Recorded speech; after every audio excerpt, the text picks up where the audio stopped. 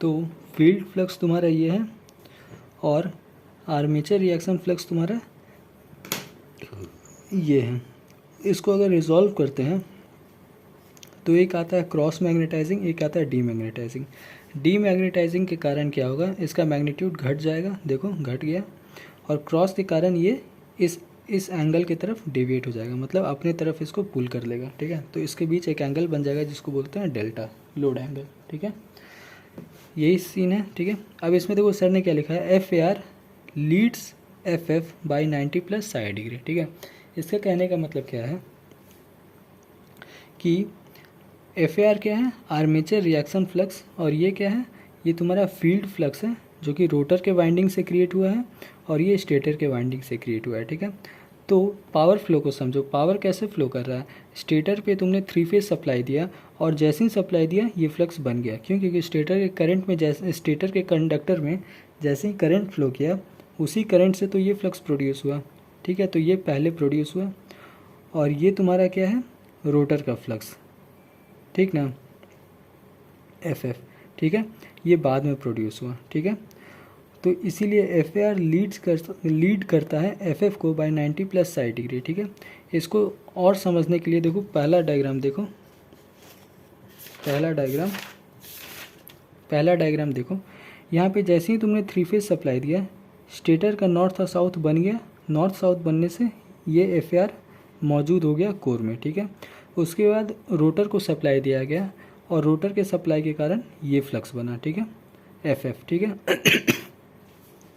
अब देखो कौन आगे है और कौन पीछे है, ये डिपेंड करता है रोटर कैसे रोटेट कर रहा है। ठीक है, तो हमने रोटर को इस डायरेक्शन में रोटेट किया था, देखो रोटर का जो नॉर्थ है ये इधर साउथ की ओर अट्रैक्ट होना स्टार्ट करेगा। ठीक है, मतलब इलेक्ट्रोमैग्नेटिक टॉर्क इधर लगेगा और प्राइम मूवर का डायरेक्शन भी ये है। कहने का मतलब फील्ड फ्लक्स इस डायरेक्शन में घूमना स्टार्ट करेगा। ठीक ना, तो इसका सिंपल सा मीनिंग है कि एफ ए आर आगे है एफ एफ से। ठीक है, अब F A R F F से कितना एंगल से आगे है वो डिपेंड करता है तुम्हारा डिफरेंट लोड पे, मतलब जीरो पावर फैक्टर में अलग एंगल होगा, यूनिटी पावर फैक्टर में अलग होगा, लैगिंग लीडिंग में अलग होगा। ठीक ना, तो वो आर्मेचर रिएक्शन में हम लोग पढ़ेंगे। ठीक है, फिलहाल के लिए ये देख लो 0.8 पावर फैक्टर जब लैग, 0.8 पावर फैक्टर जब लीड हम लोग पढ़ रहे थे, तो देखो एफ ए आर जो है ये 90 प्लस साई डिग्री से लीड कर रहा है किसको, एफ एफ को, मतलब एफ एफ से 90 प्लस साई डिग्री लीड कर रहा है एफ ए आर। ठीक है, और यही अगर तुम्हारा लैगिंग वाले में देखोगे तो लैगिंग में देखो एफ ए आर जो है वो 90 माइनस साई डिग्री से लीड करता है एफ एफ को। ठीक ना, तो कहने का मतलब ये जो एंगल है ये चेंज कर जाता है डिपेंडिंग अपॉन द लोडिंग। ठीक है, अब ये तो ये जनरेटर का केस लिखा हुआ है, ये मोटर का केस लिखा हुआ है, ये साइड बाय साइड इसलिए लिखे हैं सो दैट MCQ आए तो इसको देख के आराम से सॉल्व कर सको। ठीक है, अब आते हैं इलेक्ट्रिकल मॉडल पे। तो देखो इलेक्ट्रिकल मॉडल जो है बिल्कुल ही सेम है एज ऑफ जनरेटर बस पावर फ्लो यहाँ पे रिवर्स कर गया है। ठीक है, यहाँ पे क्या है कि स्टेटर में तुम करंट दोगे, रोटर में भी करंट दोगे और मैकेनिकल पावर बाहर निकलेगा। ठीक ना, अब मैकेनिकल को तो यहाँ दिखा नहीं सकते हैं, तो यहाँ इलेक्ट्रिकल पावर दिखाया है कि रोटर से ही मैकेनिकल पावर बाहर निकल रहा है। क्यों, क्योंकि रोटर पे तो शाफ्ट रहता है और उसी शाफ्ट पे लोड लगा रहता है, तो हम क्या दिखा दिए कि रोटर से ही पावर तुम्हारा बाहर निकल रहा है। ठीक है, ये जनरेटर का टर्मिनल है, सॉरी मोटर का टर्मिनल है, यहीं पे हम 3 फेज कनेक्शन देते हैं जिसके कारण अंदर करंट फ्लो करता है, दैट इज़ IAM। ठीक है, ये तुम्हारा स्टेटर का रेजिस्टेंस है और ये स्टेटर के वायर का लीकेज रिएक्टेंस। ठीक है, और ये क्या है, ये स्टेटर के वायर से जो रिएक्टेंस बना, मतलब आर्मेचर फ्लक्स बनाने में जो रिएक्टेंस हुआ उसी को इससे डिनोट करते हैं। ठीक है, ये टर्मिनल वोल्टेज क्या है जो तुम 3 फेज AC लगाते हो। ठीक है, अब यहाँ सर ने क्या लगाया है बताया, that is stator MMF leads from rotor MMF। ठीक है, ये सेम वही वाला चीज़ है, दैट इज इसको देखो स्टेटर का MMF रोटर के MMF से लीड करता है। ठीक ना, और ये देखो रोटेशन जो है ना यूनिवर्सली हर जगह एंटी क्लॉकवाइज रोटेशन ही दिया जाता है। ठीक ना, तो F A are will always lead rotor flux, ठीक है। ये स्टेटर का फ्लक्स है, ये रोटर का फ्लक्स है, ठीक है। स्टेटर का फ्लक्स लीड करता है रोटर के फ्लक्स से। अब कितना एंगल से लीड करता है ये डिपेंड करता है लोडिंग पे, कि यूनिटी पावर फैक्टर है, जीरो पावर फैक्टर है, लैगिंग लीडिंग अलग अलग है, ठीक है। तो इसका कोई एंगल यहाँ पे नहीं है, ठीक ना, फिक्स एंगल नहीं बोल सकते हैं, ठीक है। तो ये हो गया। लोड एंगल यहाँ पे क्या आता है, लोड एंगल के बारे में, लोड एंगल होता क्या है, मेन फील्ड फ्लक्स और रिजल्टेंट फ्लक्स के बीच का एंगल को ही लोड एंगल बोलते हैं। और लोड एंगल तुम्हारा हमेशा निगेटिव होता है मोटर में, ठीक है। अब निगेटिव क्यों होता है, इसका भी तुम ऐसे समझो कि पावर कैसे फ्लो कर रहा है, ठीक है, उसके अकॉर्डिंग तुम्हें समझ में आ जाएगा, ठीक है। जैसे एग्जांपल देते हैं 0.8 पावर फैक्टर लीड में, ठीक है। तो देखो लीड में फील्ड फ्लक्स तुम्हारा ये था और रिजल्टेंट फ्लक्स चेंज हो गया, ठीक है। अगर लैगिंग का देखोगे तो लैगिंग में भी फील्ड फ्लक्स तुम्हारा कांस्टेंट है, ठीक ना, लेकिन रिजल्टेंट फ्लक्स चेंज कर गया है। कहने का मतलब फील्ड फ्लक्स हमेशा कांस्टेंट होता है, रिजल्टेंट फ्लक्स ही है जो वैरी करता है, ठीक है। और यही वो फ्लक्स है जो कि कोर में ड्यूरिंग रन टाइम मौजूद होता है, ठीक ना। तो हमें क्या करना है, हमें रिजल्टेंट फ्लक्स से फील्ड फ्लक्स का डायरेक्शन देखना है। कहने का मतलब तुम यहाँ पे चले आओ और फिर फील्ड फ्लक्स की तरफ बढ़ो। तो जब भी तुम फील्ड फ्लक्स की तरफ बढ़ोगे देखोगे तुम्हारा क्लॉकवाइज मूवमेंट होगा, और क्लॉकवाइज जब भी मूवमेंट होता है तो उसको निगेटिव एंगल हम लोग बोलते हैं, ठीक ना। तो इसीलिए डेल्टा मोटर के केस में हमेशा निगेटिव आता है, ठीक ना। कहने का मतलब तुम यहाँ से स्टार्ट हुए और फील्ड फ्लक्स तक पहुँचे, ठीक है। ऐसा क्यों, ऐसा इसीलिए क्योंकि रिजल्टेंट फ्लक्स हमेशा वैरी करते रहता है अकॉर्डिंग टू लोड, और ये तो सिर्फ और सिर्फ इनिशियल पोजीशन है, फाइनली मतलब रन टाइम पे यही फ्लक्स कोर में मौजूद होता है, ठीक ना। तो हम यहाँ से एफ की तरफ चलना स्टार्ट करते हैं, ठीक ना। तो इसीलिए बोलते हैं डेल्टा हमेशा निगेटिव होता है मोटर में, ठीक ना। लेकिन यही अगर जनरेटर का केस देखते तो जनरेटर दैट इज़ लेक्चर 6 में देख लो, लेक्चर 6 में देख लेते हैं।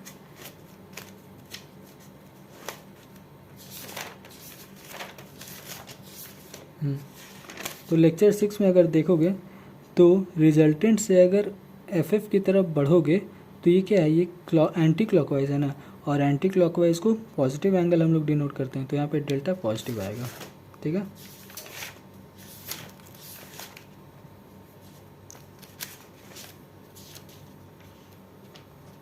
तो ये हो गया। अब इसके बाद क्या है, अच्छा अब इलेक्ट्रिकल मॉडल। तो ये था तुम्हारा इक्वेशन, ठीक है। ये कैसे है, सिंपल वी प्लस ये वोल्टेज ड्रॉप प्लस ये वोल्टेज ड्रॉप प्लस ये वोल्टेज ड्रॉप, ठीक है। नहीं, ये वोल्टेज ड्रॉप प्लस ये इज इक्वल टू वी होगा, ठीक ना। मतलब वी इज इक्वल टू ये सारा वोल्टेज ड्रॉप, ठीक है। तो वही है वी इज इक्वल टू ये सारा। अब इसको जनरेटर के सिमिलर बनाने के लिए हम लोग क्या करते हैं, EF को राइट हैंड साइड में ले लेते हैं और V को अंदर ले लेते हैं, जिसके कारण हमें ये इक्वेशन देखने को मिलता है, ठीक है। दोनों ही इक्वेशन है, यहाँ पे ये दोनों को कंबाइन कर दोगे तो Z मिल जाएगा, और Z से ही थीटा S निकलता है, ठीक है, दैट इज़ इम्पीडेंस एंगल, ठीक है। अब ये क्या है, ये तुम्हारा इलेक्ट्रिकल मॉडल का फेजर डायग्राम है। ये इंड्यूस्ड EMF है, ये रिजल्टेंट फ्लक्स है, सॉरी ये मेन फील्ड फ्लक्स है और ये रिजल्टेंट फ्लक्स है। ये देखो ये डेल्टा कैसा है, एंटी क्लॉकवाइज, दैट इज़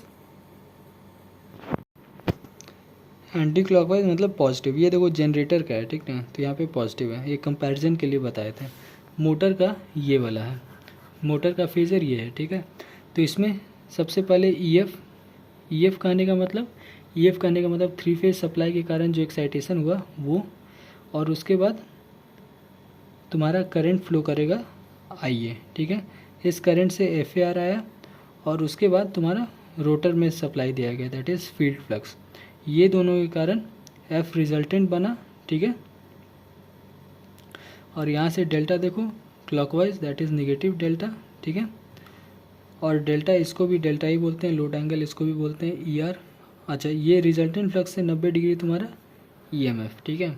अब ये देखो ये थोड़ा सा आर्बिट्रेरी लग रहा होगा सिंक्रोनस मोटर को समझना, क्योंकि हम लोग समझ रहे हैं इसको with the help of generator concept, लेकिन यहाँ पे पावर फ्लो रिवर्स हो रहा है, ठीक ना। थोड़ा थोड़ा अपोजिट लगेगा, लेकिन समझ लो ऐसे, क्योंकि इसमें ज़्यादा कुछ है नहीं, न्यूमेरिकल वगैरह भी इससे आता है नहीं, तो कैसे भी करके समझ लो। E R is greater than E F.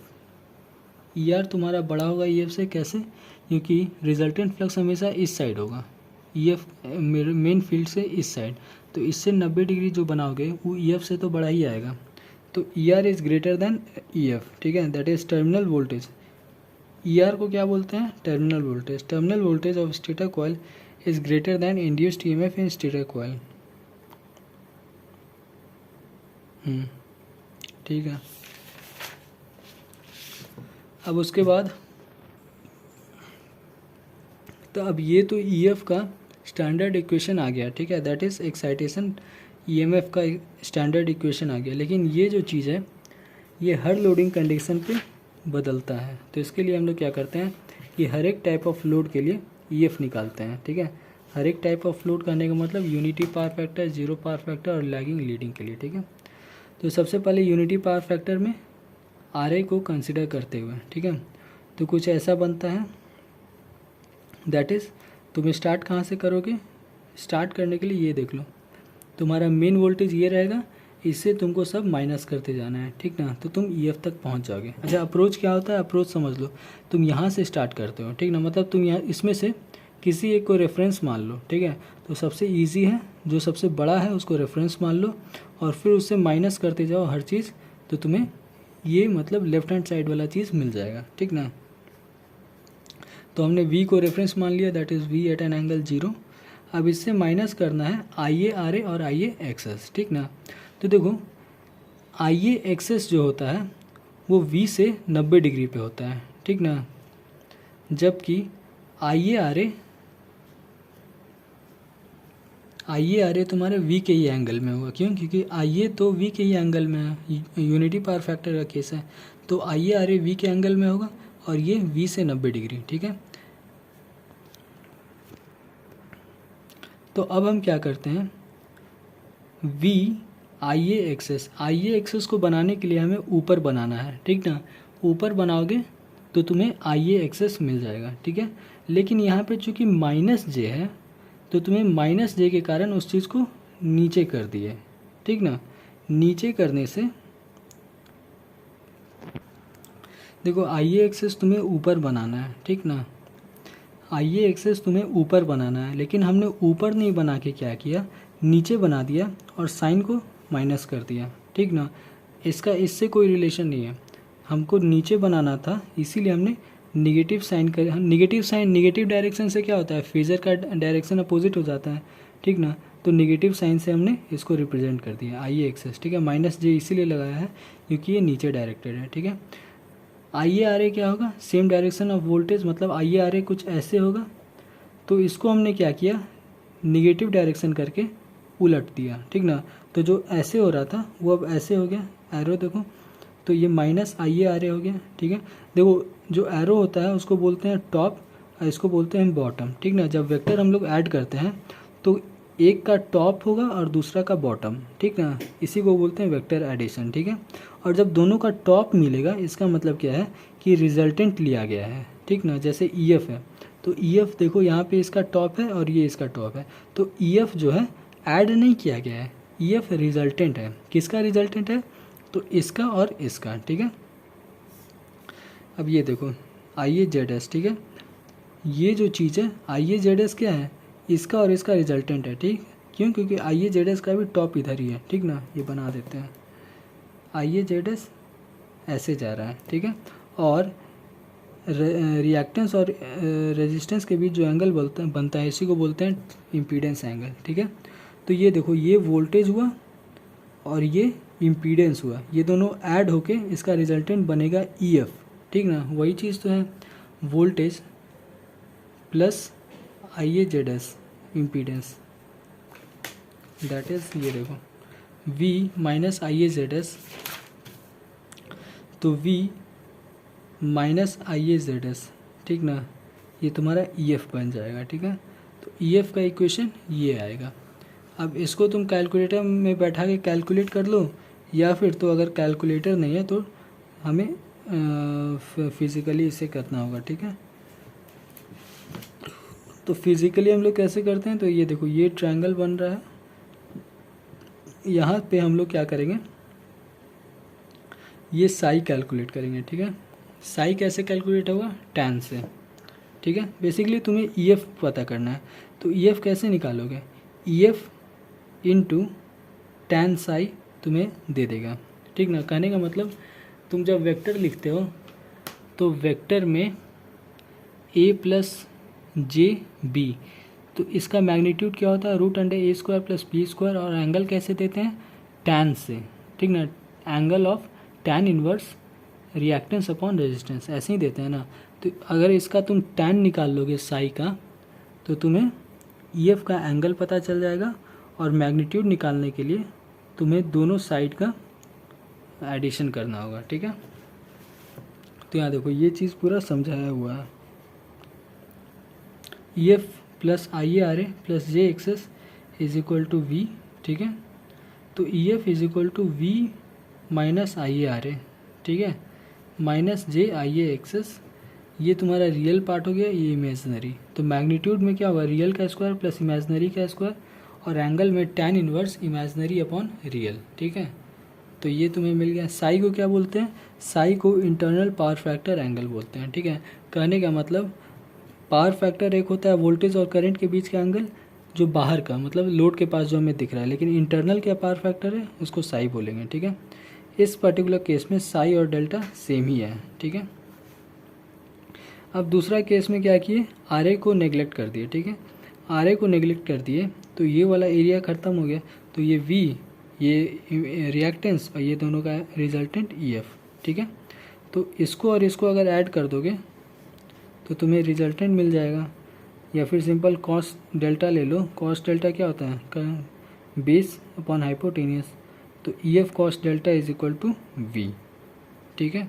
ये रिलेशन तुम्हें किसका मिला, ये इलेक्ट्रिकल इक्वेशन है, ठीक ना, इलेक्ट्रिकल इक्वेशन है, ठीक है, यूनिटी पावर फैक्टर लोड का, ठीक है। ये हो गया। अब सेम मोटर जब इतना लैगिंग पे ऑपरेट कर रहा है तो ऐसे ऐसे कुछ करता है, ठीक ना। ये सारा सेम जनरेटर का जो प्रोसेस था वही सारा कुछ है, ठीक है।